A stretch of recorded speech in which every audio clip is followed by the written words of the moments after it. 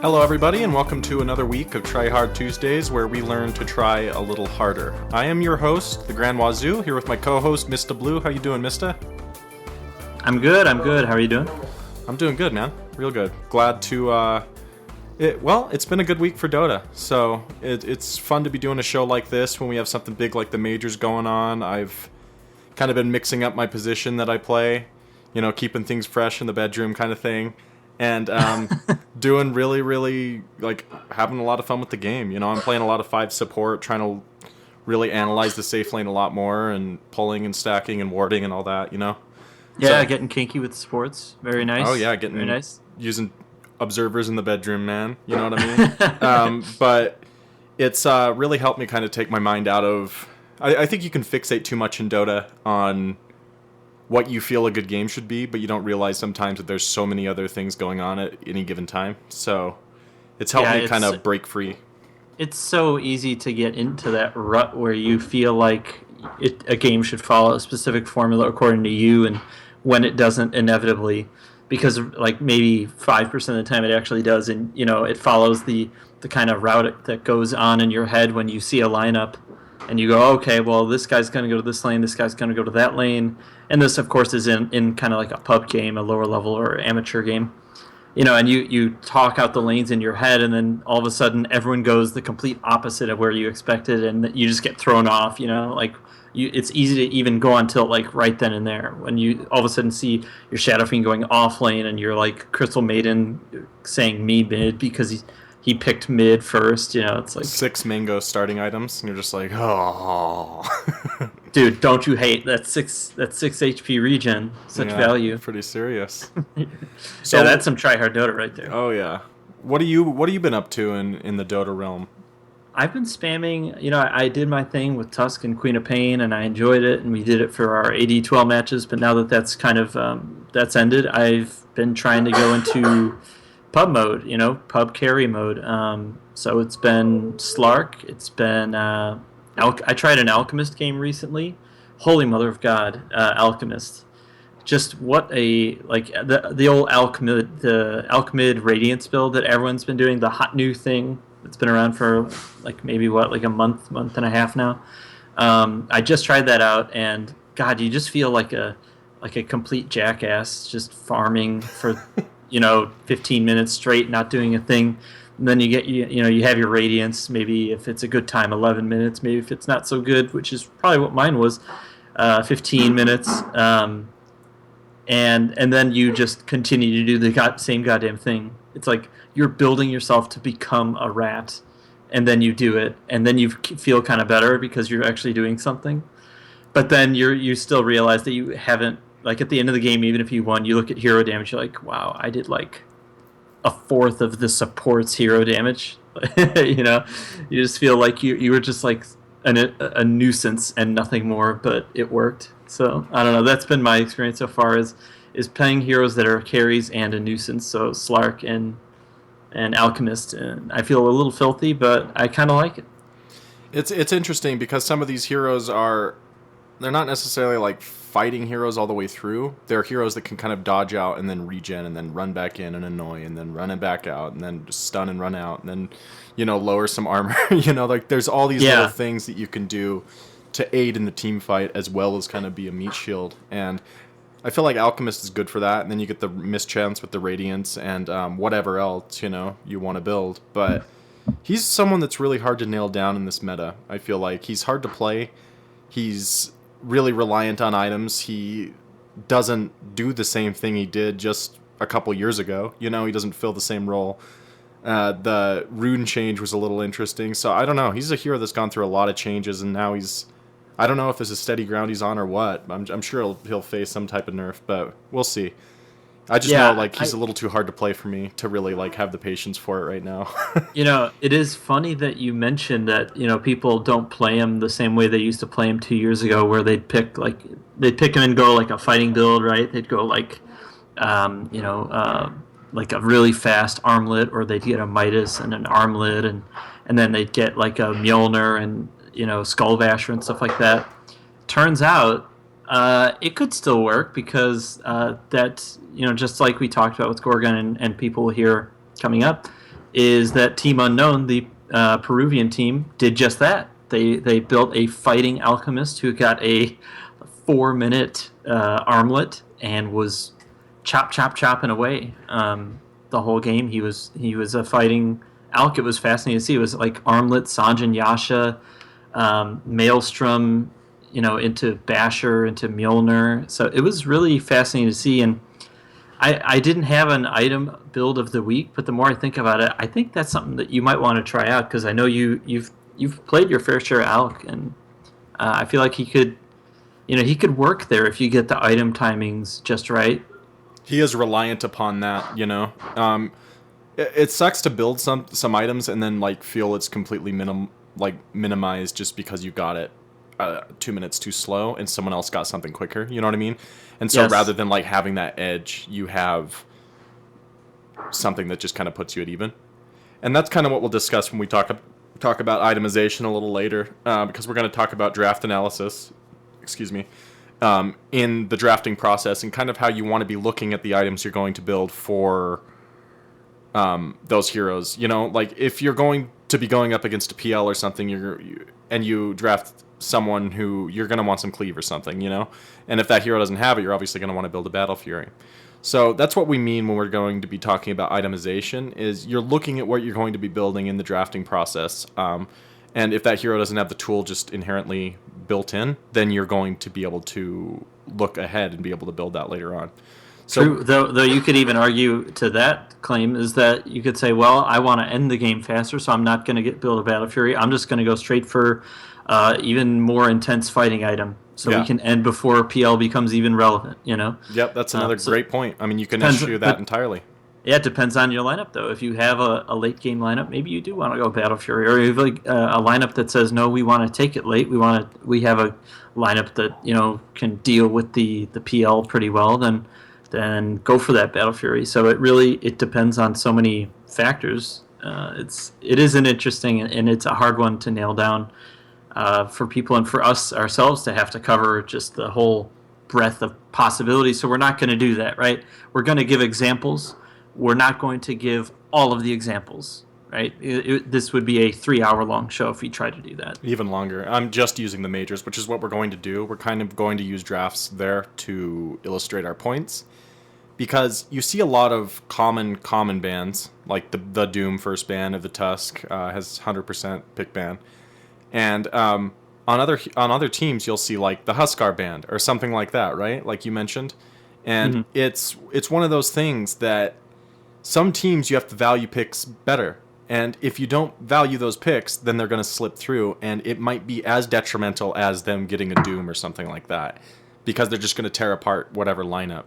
You see this a lot with Secret, with some of the how teams draft against them, and like the different, because each player on that team kind of has a unique pick to them. I mean, you see it with the Puppy Chen, the Weehaw with either the Wind Ranger or the Meepo, and when they and like E with the Ember Spirit and stuff like that. And if those heroes slip through, like that those players can do a ton of damage with those heroes.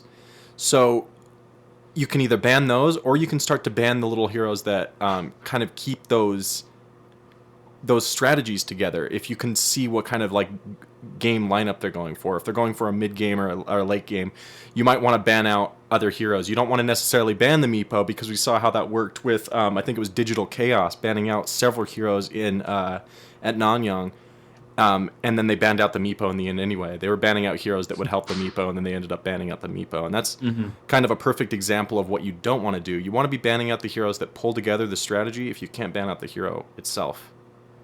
Yeah, it's true. It's really hard to do. I mean, and we're just talking at a pro level, knowing which players like to play which heroes. So when you take that and you contrast it with just a pub game, where you're just doing your all-pick thing, or we're in our amateur Dota league, and we maybe have a feel for what these guys do or don't do, what heroes they play or don't play. But just because I played Tusk the last 3 games doesn't necessarily mean that he's actually good at Tusk. Maybe he's just trying to get better and happened to be playing it at that time, and so the sample sizes are even smaller, and the tells are even harder to read. to use the patented .p poker terminologies. Yeah. But yeah, it makes it even more difficult at that point. And then you look at even just picking in your pub matches, and you see people highlighting certain heroes. You see the counters. You can go to your dotapicker.com and you can insist on last picking, but it won't necessarily work the entire time. So sometimes you just need to pick to your comfort. Pick to your comfort and pick to things that are flexible. And I think that's why you see guys like Fafnir who are constantly asked, like, what do you play? You're picking a support. What do you play? What do you play? He goes, well, I don't know what everyone else is going to do, so I'm just going to play a support that can work in the early game and scale pretty well. So I'm going to pick Silencer. I'm going to pick Lena. I'm going to pick heroes that can do some damage early on, that can impact a game at the start, but who can also have a major impact in the late game, because unlike Pro League or pro games where a game could end in 20 minutes, it's a very small chance that those kind of games happen in pub matches, right? I mean, even when we got stomped just last night in a game, it was a beatdown, right? Yeah. I was rating you Omni Knight. That game took 40 minutes, right? That's not a small amount of time. And so games can go late and people throw, and it's something that people have to consider. Is just because you see Puppy picking Chen doesn't necessarily mean that you can do the same things he can do, and the people you're playing it with can do the same things around a Chen, right? It's very easy to see how the kind of sexy plays they're able to make and go, oh, I want to do that. Yeah, well, there's a lot of things before that happened that led up to that point that let him make that play, And just because you might see a tell that shows you that he is picking Chen or whatever, or they have a meepo, that doesn't mean that they're going to be going for a specific type of strategy. Doesn't mean that they'll be gathering up and pushing the hell out of any tower together at like 8 minutes or whatever, or 10 minutes. It doesn't. And so if you make that wrong tell, or you make the wrong call in their tell, then it just becomes one of those things where they can take advantage of that lapse in judgment at that skill level. And like you said, with beatdowns in pub games, it's like people don't take advantage of those lapses quite as well, and they don't take advantage of being able to take high ground all the time. And that's why you see those games run out to 40 minutes that could probably be over in 20, hypothetically, is because they just have such a hard time gathering up together and taking an objective. Pro teams don't really have that problem. They're able to see the strategy that they want to go for, and they're able, after thousands and thousands and thousands of hours in the game, they're able to say, okay, we can take advantage of this lapse in judgment, or we can take advantage of this hole in their strategy, and we can gather up here and we can take an objective, or we can win a team fight, or like the EG style, and take a couple objectives off the backs of a couple team fights. It's always transitionary, There's no.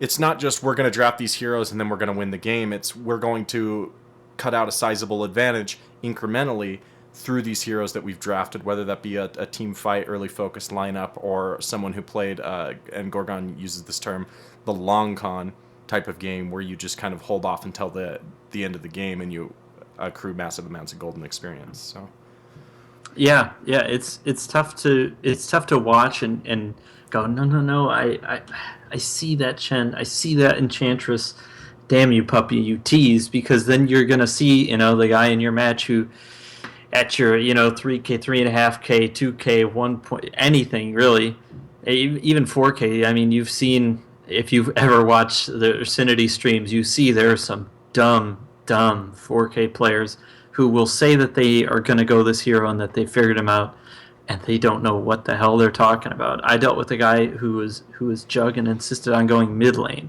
right? So you see a guy pick Jug, you go, okay, I'm going to pick a great, safe lane support for him. Who's gonna match up? Who's gonna combo well with Juggernaut? Oh, maybe I'll go Veno to recall our old Venomancer Juggernaut filthy dual lane combo that we talked about. Yeah. Maybe I'll pick that. And then he goes, no, I'm going mid, guys. Okay, all right, great. We're off to the races. And you just have to adjust, because that's the way drafting, quote unquote, goes in the pub meta. But there are some things that you can take out of these Frankfurt Major games, and that's that you're seeing a lot of fighting carries, and I think that is transitioning into the meta in the pub meta. You're seeing Slardar picked a lot in the meta or in pro matches and in pub matches. He's got a 55% win rate. You see Shadow Fiend getting picked a ton. He's the third most popular hero at a 52% win rate, which is pretty significant considering how many people pick him. You see Dazzle getting picked all the time, and he's a 54% win rate. So there is a reason that some of these heroes are effective. It's just that you have to realize what works with them at a very base level, right? Like why are they so effective? Because sometimes what they're effective at the pro level is not necessarily what they're so effective at a pub or unorganized kind of level, right? Yeah, exactly. They have that duality to them that, Tusk is good in pro play because he's an incredibly high skill ceiling hero that can stun, he can get out of crazy situations, he can block with his ice wall. He's just like, he's that positioning hero from hell that can block you out of team fights, can stun, and can do a pretty good amount of damage and stun with his ult. So that works at a pro level because, the mobility is incredible. There's just so much you can do with him. You can transport people out of danger. You can block the team fight. You can cut entire forces in half. But you rarely see that happen at the pub level. Yeah. You see more, sometimes someone will initiate well with a snowball and then walrus punch, And that's good in itself because that's disabling somebody out of the fight. And if you disable the right person out of the fight at the right time and your team happens to be there, then it works. But you're not seeing the level of mobility where people are snowballing out of danger just at the last second to deny themselves into like a creep camp or something. You're not seeing that high level of play where the hero honestly can do just about anything. Or the good old Shadow Blade or Silver Edge, walk right up to someone and walrus punch them with the extra damage into the ice shards and snowball. I do it all the time. I love it in my pub games. I just get to solo kill, Shadow Shaman or someone, just a poor lonely old Crystal Maiden, just uppercut her, Just get the cops called on me for battery and assault. Wouldn't you be Clockwork if it was battery? Oh, God. And we're off to the races. Yeah. That was a you joke. That was bad. That was so bad. But yes, he's like one of those guys who, you're right, like that's a hero that is known, in pro games for blinking in and snowballing to save the guy who's about to get Laguna Blade or to save someone from the call down or Shadow Fiend Requiem or something like that. But then in pub games, you're seeing him as just a great ganker and initiator, guy who can come out of nowhere and blow you up. So it's a very different thought process behind why he would be good and why he wouldn't be good in certain lineups. So that's a good example. And there are others, just not just heroes themselves, but we've talked about this before about people and their ideal wombo combo, right? Everyone's got one. Everyone's got a wombo combo. In fact, people should tweet us at what pub people have said to you about draft ideas when they're going into all pick matches or something about the magical wombo combos. I'm going to pick Darkseer and you're going to pick Enigma and then he's going to pick Gyrocopter and then this guy is going to pick, Earthshaker and, I'll vacuum into the black hole, into Call Down, into Earthshaker Echo Slam, right? How many times have you heard that shit? All the time. How many times has it worked? Once or twice. Right? That once or twice, that's on the top of Reddit right there, That's on the top of Reddit, baby. It's and just it's getting some Reddit gold, and that's a problem. It's just like any bad habit. It's it's reinforced that one time it feels all right that it works out, And otherwise, nothing else is taken into consideration when it comes to well, they have tons of people that could get BKBs early and totally wreck the Enigma or whatever, it just doesn't really matter that much in the end. Not the BKB just because of the black hole, but I'm just talking about anything else that could vacuum you in or anything like that. All those other abilities that could mess you up. You can find a way around it. And if the team does that with one itemization choice, then your strategy's kind of out the window. Yeah, and so or there is no team fight, which happens very often, right? how many times do you have to ping to say, like, can we gather here? Can we go do stuff? And someone's going, no. I need the extra gold. I got to get the Shiva's guard. Or, no. I need the extra gold. I got to get Greaves. Need 6,000 gold for Shiva's guard. It's like, well, all right. Well, we drafted this lineup to do this one thing. Let's go do it. And, it's hard to get people to do it. And even when you do it, let's take this. If it were an AD12 match and those were our picks, people aren't stupid. People have seen and thought the same things. Silencer, okay, you're fucked. Winter Wyvern can break up a team fight, right? You put the Winter's Curse on someone, and all of a sudden that fight that you had this great wombo combo idea for is just out the window. Because now everyone's beating the shit out of the guy who's going to set it up, Yeah, or someone like Spirit Breaker goes and invades an Enigma jungle with +1, and all of a sudden this Enigma's so far behind he can't participate in fights, and you're split up on the map, and guess what? That's the Spirit Breaker's wet dream, Yeah. So there's just so many ways to break that combination up. So it's easy to fall in love with the Reddit GIFs, that you see, but it's much harder to say, no, let's just go for something stable and easy to execute, right? Yeah, it's interesting. To kind of give it an A, B, and C, it's like you have to have a plan, and that'd be the A, and you have to draft well, which is a B. But C, in execution, I mean, that's arguably harder than the first two steps. You got to really be able to corral everybody into a goal, and you have to be able to clearly outline those goals in your communication. So a lot goes into that ability, other than just the draft. I mean, it's definitely integral that you pick the correct heroes if you're going for such a strategy, but you also have to be able to ban against it. So I don't know. It's rather interesting. It's a very broad topic. Yeah, it's, in terms of easy to execute, let's look at a hero that doesn't get a lot of love, either in pubs or in pro matches. That's Lich. I mean, that guy has one of the highest win rates in all of Dota.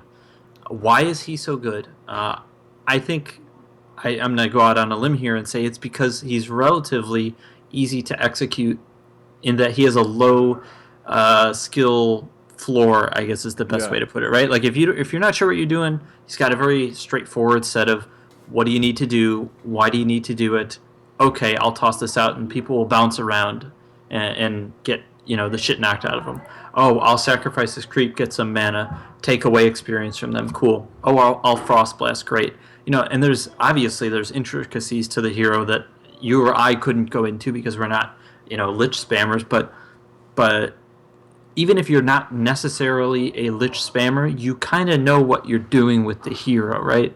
Yeah, I mean, his abilities are just so good for sustain and lane, and also keeping the lane equilibrium back, which is a topic we're going to talk about in a couple weeks, that you're right about the execution. It's all very straightforward. I mean, you just need two guys standing close together for his ult, and you're guaranteed a shit ton of nuke damage.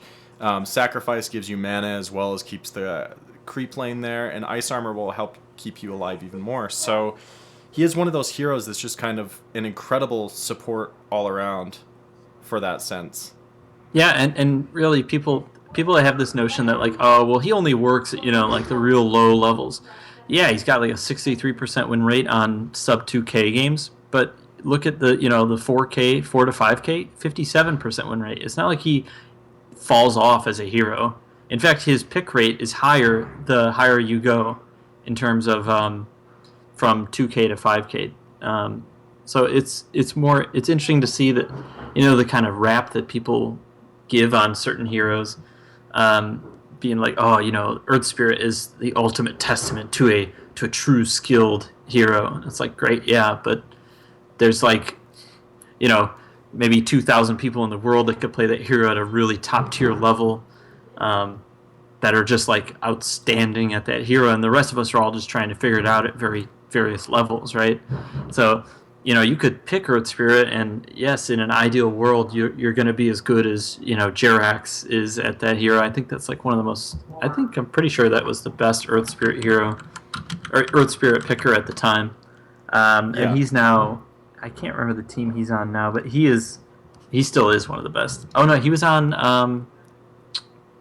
Damn it, I'm gonna mess it up, so I won't even say. But anyways, some players think that Earth Spirit is just an absolute cancer in pub games, Yeah. and they don't want him at all in the pro meta because he has so much utility, stun, and like kind of not just dislocation of spells, but like dislocating you out of a team fight just by slamming you out of the way, that people just hate it. They think it just doesn't belong in the game. And so that's kind of interesting. There's some things available in the pub meta that just aren't in the pro meta just yet. So I don't know. It's such a broad topic that you have to be drafting for your plan, but you also have to remain fluid enough, to quote Bruce Lee, be like water, and just kind of let it flow around you and be able to take those bands that come up against you and be able to replace it with something that fills the role anyway. And that's from amassing game knowledge, that's from being able to itemize well and kind of make a hero fit the role that you needed anyway.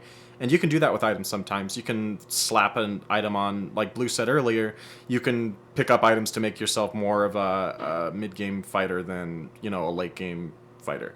Or stay relevant, Right. I mean, look at, support Night Stalker was and still is like a pretty big thing in the pro meta. And sometimes you see that in pubs where people are okay picking Night Stalker offlane. I like him offlane. And also just like as a support. And you see people go Midas and you go, oh, why is he going Midas? It's so late. It's like, well, he's a hero that can scale really well with items, but you don't have a natural way to farm, and especially when you're in the 4th spot, that means that there's 3 other mouths to feed and only so much map to go around, and so when you see pub item choices and they don't necessarily match up, that's because people are accounting for the draft. People are accounting for how they're going to play the game in the situation that they're in, and not in the situation that they may have watched these games, these Dota majors played out. So it's just something to keep in mind that we've talked about it before in terms of expectations, but this falls into the same kind of category because it's you find too often that people like see a build, go for a build, right? I mean, Syph has talked about it on the Monday show about just kind of blindly picking a build and saying that's what I'm going to do because that's in the guide, and he realizes that that's not the way to approach the game, and so people have to think about it that way because it's not a game that allows for rigidity. It isn't. You have to draft to your skill level, and if you don't draft to your skill level, there can be a lot of very egregious mistakes made. So it's interesting to be able to kind of look at the game as limits. I mean, you have limits for yourself. I can't just draft a Magnus and go pull wicked RPs all over the map if you don't play Magnus, and I don't. So to see it executed in the game and see the pros do it so easily doesn't mean we can necessarily go out and do that without tons and tons of practice. And on top of that, in terms of drafting and itemization, some of that is so keenly intuitive that you need to have spent tons and tons and tons of time at that drafting position to even be able to kind of comprehend what they're thinking at times. And I mean, that's why you can see some of the strongest drafters in the game. I mean, I consider Puppy to be one of the strongest drafters in the game, but look how much time he's had in that position.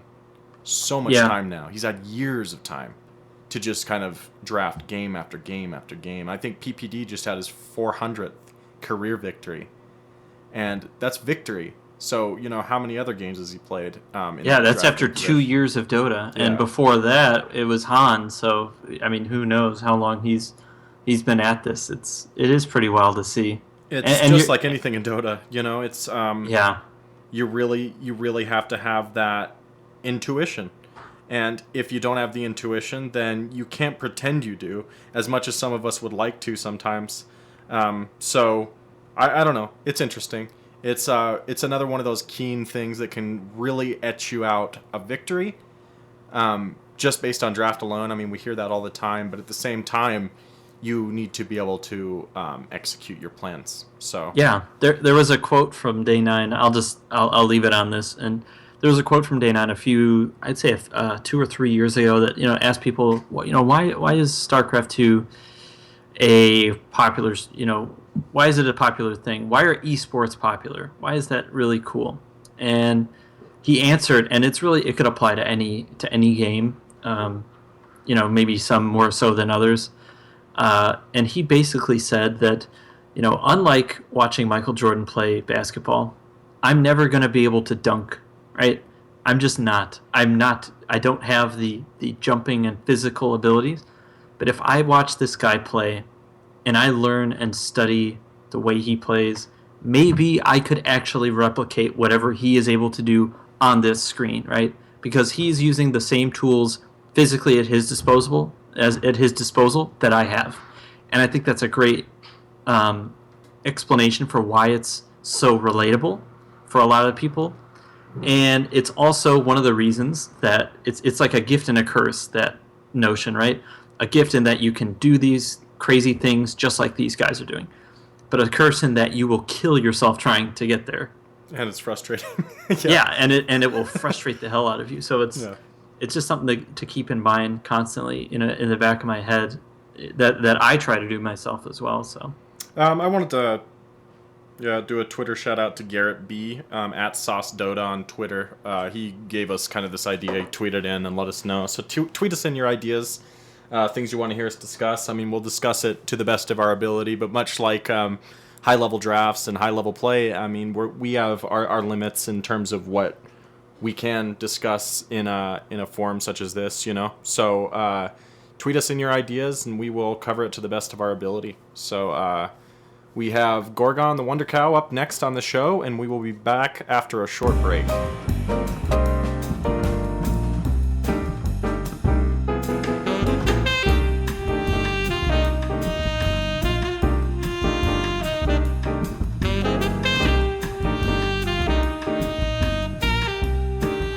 Hi, everybody, and welcome back from the break. We return now with Gorgon. Gorgon, it's nice to have you on the show again. It's a pleasure to be back.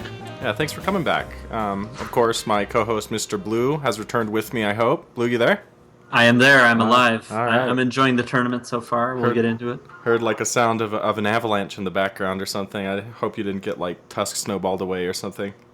Yeah, I wish, right? It's like my new flavor of the month hero that I've just been spamming the shit out of lately. So is it warmer in there, do you think, when you're compact with that walrus man? Is it nice and warm in there with him? Oh my god. I will not, dignify that question with an answer. You're right. We kind of have to do a whole show on that topic, like the thermodynamics of the snowball. Oh my god. Good start. Yeah, it was something. So we have Gorgon on here, our kind of resident, or we'd like to think at least, analytical mind when it comes to Dota 2.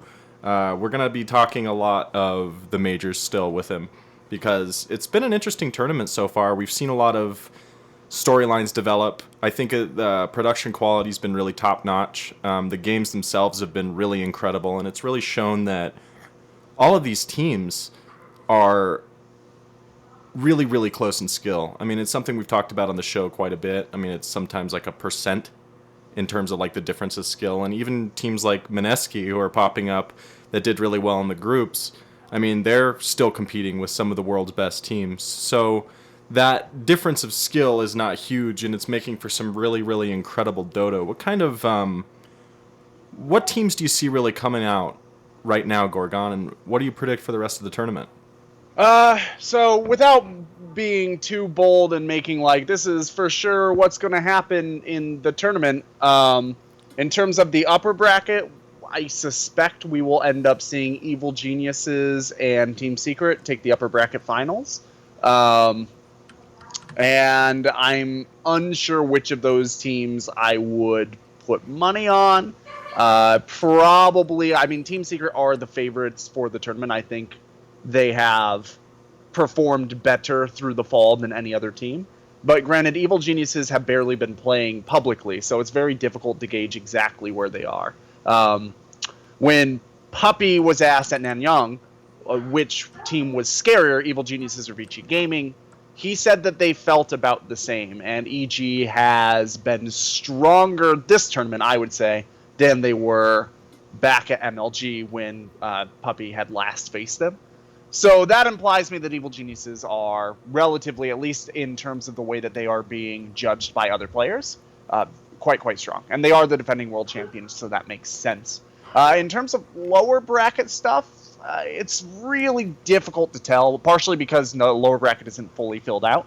I would like to see OG do well, at least top 8. I really like that team. I think that they have interesting draft sense, and they're very aggressive. Sort of a CDEC style of play, but with a bit more coordination and a bit less standout play. Like CDEC really relies heavily on Aggressive's positioning and his sort of playmaking, whereas OG, while they do rely heavily on Fly's rotations and Miracle's farming capability, they seem to have this chaotic bedlam style of communication that just they are so good at. And you can go back and take a look at it's a 1-game series between OG and Fnatic today.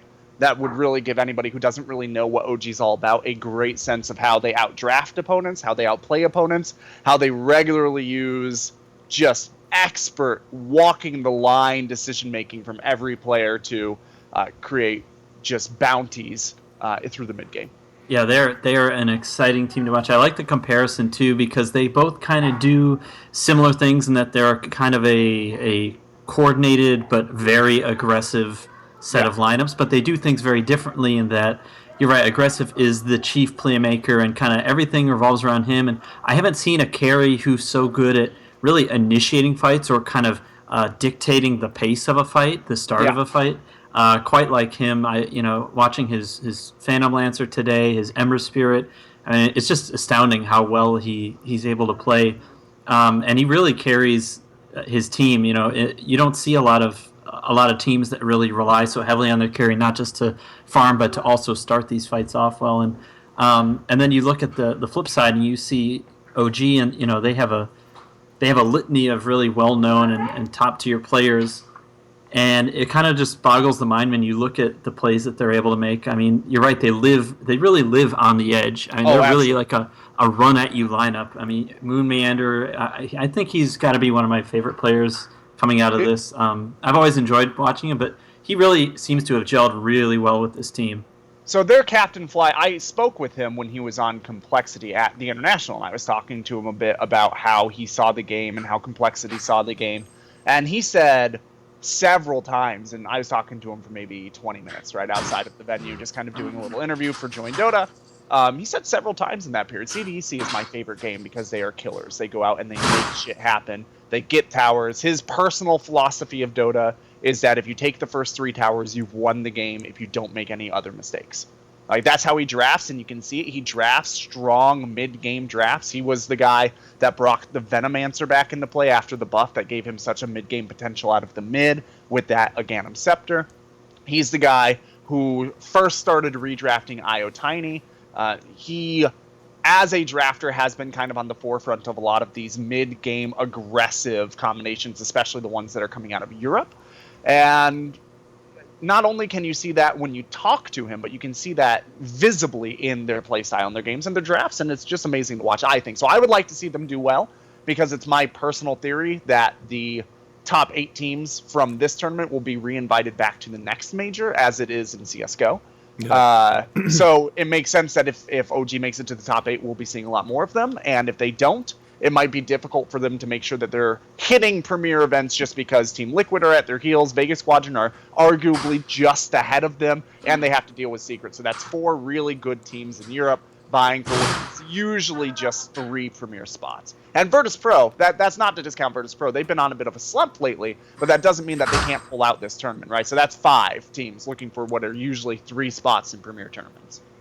This meta feels a lot less tied down, and maybe that's just because it's not as developed, but it's interesting. I saw EG draft Sven for RTZ in that game against I believe it was Vega, and yeah, that's one of 2 Sven games in this tournament so far. Yeah, it's just a hero you don't see a lot. I mean, I feel like he offers a lot in this meta, so it's interesting to see him pop back up, but I mean, RTZ's play, I feel like, has been really, really solid in terms of kind of binding EG together, and it's better play than we saw from that team in ESL. But oh, for sure. Why do you think a hero like Sven would work in a lineup like that now rather than when he might not have last meta or whatever? So there are a lot of reasons that a Sven might work now better than he had been working before. One of those reasons is that you're usually relying much more heavily, or your opponents are usually relying much more heavily on physical damage now than they had been in the past, which means armor comes into play a lot more. I wrote a nice little piece on Dota Buff about armor. You can go over there in the blog. It was from November 2nd. I talk a lot about how armor is kind of defining this specific metagame. Sven is a hero. Large physical damage output, high natural armor. If you're going to be drafting a team with a lot of positive and negative armor, such as a Dazzle, which I believe he had on his team in that game, and you're drafting into opponents that also have high physical damage, being able to output that physical damage from your carry is absolutely crucial. And the heroes that have been sort of intelligence carries, the Leshrac, the Storm Spirit, the Lina, the Queen of Pain, while Lina and Queen of Pain are still fairly popular, all of those heroes have kind of fallen out of favor due to various changes that happened through this last patch. And because of that, you're going to be seeing a lot more of your Svens, your Gyrocopters, these heroes that are able to sort of power in with a lot of physical damage, splash a lot of damage around. They can deal with mega creeps well if they fall behind. They can high ground pretty efficiently. And possibly most importantly,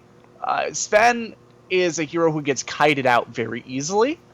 And you're seeing a lot more teams start to focus out stuns in more reliable stuns, as opposed to something like a Lesh or a Lina that has a stun setup combo. You're seeing more things like Bane come out for a lot of teams, or Tuskar is remaining very popular. He's actually 100% pick ban in this tournament. So you are seeing a bit more emphasis on reliable lockdown, which does help with that kiting somewhat. And it is rather interesting. You mentioned the Dazzle that was on that team as well, and they pretty much controlled the damage output with the Sven, and then they had the modifier with the Weave, so they could make sure that they were putting down the armor so they could actually get the damage out. And that Weave also gives Sven more survivability, along with Warcry, into all the negative armor that they're going to face, right? There's almost certainly at least one medallion on the opposing team. That was probably on, I think, Tusk. They were up against, I believe, a Slardar, which was amp damage negative 15 armor. So having that Dazzle is crucial for keeping your carry alive. If he is somebody who tends to get kited, you need to make sure that he can survive long enough in order to get in and do damage. And if you don't have that, it's almost not worth drafting the hero at all, because he's going to get kited and probably messed up. And that's why you haven't seen him. You've seen him twice, you said. So, yeah, that makes sense. What were you going to say, Blue? All right, Mr. Lycan Svenniker graduate. Yeah, we've talked our two Sven picks. How about we talk about other heroes that have kind of shown up in the LAN so far, or at least the upper bracket and lower bracket matches. We've been seeing a lot more of Huskar lately. We've been seeing a lot of Earthshaker off lane again, which is kind of fell out of popularity for a little bit. I mean, are there any other picks to you that really, kind of surprised you coming into, Sunday or Saturday and today, Monday? I would not necessarily say that there's a lot of picks that have been surprising me so much as there have been picks that have been kind of evolving the metagame a bit. Bane is one of them, right? He's top 15 most picked. And that comes out of Puppy's strength with the hero. A lot of people are kind of emulating Secret on that one. I'm pretty sure Puppy was the first one to be playing it pretty regularly. But now he's played as much as Earthshaker, basically, right? So that's a lot of games. We're seeing Spirit Breaker kind of drop down a bit. I didn't necessarily expect the Spirit Breaker to drop out of the top 15, and I think he's probably just sitting close to top 20 now. Nyx Assassin is a hero that I wouldn't have expected to be coming out. We've seen him a bit as well. But otherwise, I think the meta has been fairly stable through this tournament, maybe even more so than I would have expected. Yeah, what surprised me is that the teams are really sticking to their guns in terms of the Lina picks. I mean, Lina's still getting... 15 picks this week, which is pretty high. I think that puts her probably in the top 15 heroes, but she only has a 33% win rate. So, you kind of alluded to it earlier in that she kind of is more a 6.84 hero, and that she has a lot of high, intelligence carry ability, but we're seeing a lot of her back in the support role. Do you think she's still viable? Why do you think she hasn't been winning as much as she has before? So one thing that I will say about the Lina pick is that it's almost all Southeast Asian China picking Lina right now through this tournament, right? Mm-hmm. You're seeing it on CDEC, you're seeing it on a bit of eHome, you're seeing it on Fnatic.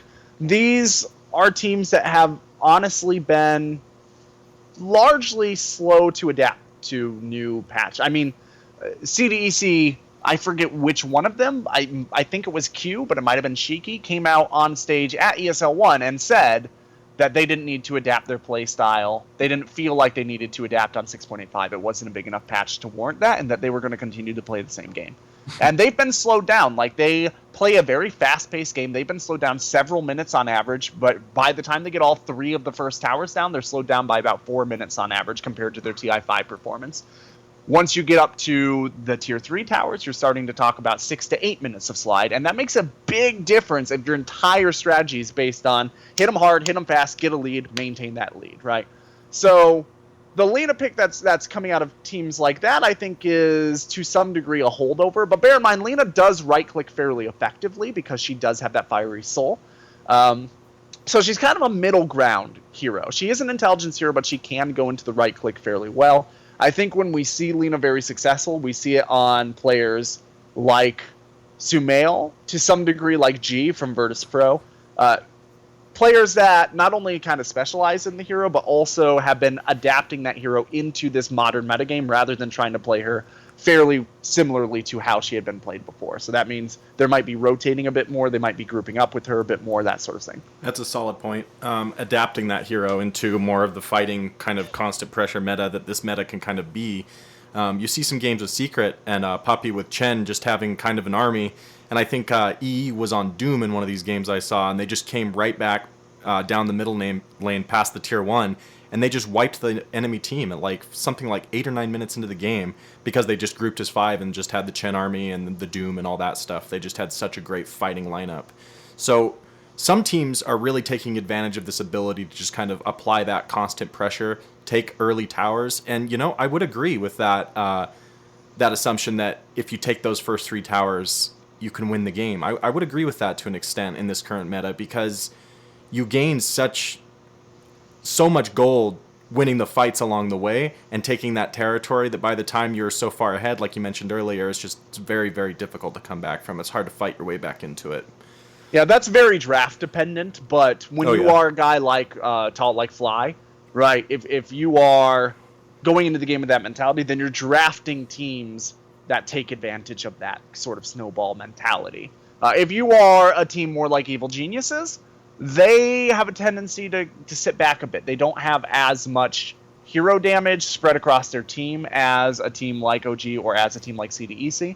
And for them, it's okay if they give up a couple of towers because they are playing the long con, right? They're looking for a 40-something minute win, whereas OG ideally is going to be winning around 35 minutes. That's a good point. You notice EG does a lot of bending but not breaking, and they've always done that. I mean, ever since their lineup change where they introduced Sumail, it's really been centered around getting their 2 cores mega farmed, splitting up the map, taking 1 or 2 massive team fights, and taking all the objectives after that point. And then it is a cool contrast because you do see a team like OG and they go, they're off to the races. 10-minute mark, they could have a 7K gold lead if they play the way they want to play. Right? It's fascinating to see the two styles. Not only in different teams, but also working at different times. So it'll be interesting to see teams like that go up against each other. I hope to see more of OG, but I mean the lower bracket's very interesting. Speaking of teams in the lower bracket like OG, I mean we should not ignore the Peruvians, right? Let's talk about Team Unknown. Let's talk about the Huskar we can talk picks. about them a bit. Let's talk about like the way they play, and maybe just how different it is from other teams. Because to me, it was fascinating watching that draft with Newbie and Team Unknown. Yeah, so that was the game with Alchemist. I think the Huskar game that you're thinking of, that was actually OG today. Mm-hmm. Yeah, OG just because I mentioned them because Team Unknown is they're notorious Huskar pickers. Yeah, and so they actually first work out for them. They always banned the Newbie first banned Huskar. Just fascinating. So Unknown is a team that I would be very hesitant to go into in a 1-game series because there's no way for anybody at Frankfurt to really have a feel confident knowing, this is what Unknown would do, because they're not competitors, traditional competitors, right? They are Peruvian regional players that have never been to a major tournament before. They've always failed at qualifiers. They've barely played any games at all on ticket. So it's very difficult to research them, and because of that, it's very difficult to know exactly how you should bring your game. And for a team like Newbie that are very well established, they're running with 4 out of their 5 TI4 winner squad, like Unknown has the pick of the litter for information that they can go in and research and get ready for that match. But for Newbie, they're basically going in blind. They scrimped a little bit against Unknown prior to the match today. They did a bit of research on the sort of matches that Unknown was doing before. But Unknown also has a playstyle that is very beneficial for teams that are playing against better teams. And by that I mean it's the CDEC playstyle of be aggressive, take them, don't let your opponent play in their comfort zone, put them in a zone that they don't normally play in. And that way you can kind of equalize out some of that skill differential gap. Because I would not say Team Unknown is a better team than Newbie, but they're definitely the team that won, right? And that's much more important in terms of a single game elimination in a bracket. True, they're a scarier team than Newbie in my mind. You know, they seem very emotional based upon all the swag and the trash talk they're known for, their dropping of items and their you know, and to be fair, I mean their mid player has beaten some prominent NA Dota teams in a 1v1 mid. So yeah, it was interesting to watch them, and I just thought I'd mention them. If people, you know, don't really have a team to root for, they're definitely the underdogs of the underdogs. I mean, is that a fair estimate? Yeah, I think that is more than a fair estimate. I do not expect them to survive through LGD, to be honest, which is that match is in like 16, 17 hours. I don't think they're going to make it through that. If they do, I'll quite honestly be very surprised, because that's no longer a best of 1 elimination. That's a best of 3, and that gives LGD some time to adapt to what Unknown are doing. Unknown have not fared particularly well in general, since like they didn't fare particularly well at the Summit qualifiers, which were after the Frankfurt qualifiers, and that's just in North America. They didn't win any games in their group stage at all. Yeah. Granted, those were against 2 fairly strong teams, OG and VG, both of whom I expect to be top 8. But even so, they didn't win a single game out of the potential 6 games that they would be playing there. Could they beat LGD? Yeah, they could. I would not be completely blown away if they did, but I would be fairly surprised to see LGD It would drop. Be shocking. Yeah, it would be definitely shocking. Yeah. And then after that, they're going to have to either play Vegas Squadron or eHome. Probably Vegas Squadron, but either of those teams can win. And I would be very, very surprised to see Unknown beat either of those teams in a best of 3, with so much on the line especially. Yeah, and on that point, I think we're going to wrap up our discussion on the majors and wrap out the show. A lot of great food for thought there going into the tournament. Or, I mean, we're already well into the tournament, but... Going into the next day of the tournament. Whatever. Going into the next day, exactly. You gave us some good stuff to think about, and good conversation all around, guys. So, thanks for coming on. Where can people reach you, Gorgon? Hey, guys, if you want to reach me for just yelling at me or reading any of my analysis, you can find me on Twitter at TheWonderCow. You can also check out my writing. Recent things that I've had come out are that Armor article on the Dota Buff blog. I have some preview articles that go over some of the histories of some of these teams in Frankfurt, and that is a 2-article series up on Dota Blast, where I should have an additional article coming out about the major meta probably a day or 2 after the major ends. So, you know, just keep an eye out on my Twitter for any updates, and go check out those articles on Dota Blast and Dota Buff, respectively. Fantastic. People will look for you there. Where can people find you, Blue? Find me at MrBlue22 on Twitter, and check out the youtube.com/.ptv1 for more interesting .p content, whether it's Dota or Fallout 4 related. I cannot say. You'll have to go and find out. Ooh, cliffhanger. And as for me, you can find me at .p_Wazoo, www.defenseofthepatients.com. We have a bunch of stuff on the YouTube, like Blue said, so check that out. And we will see you next week, my friends. Stay hard and stay classy.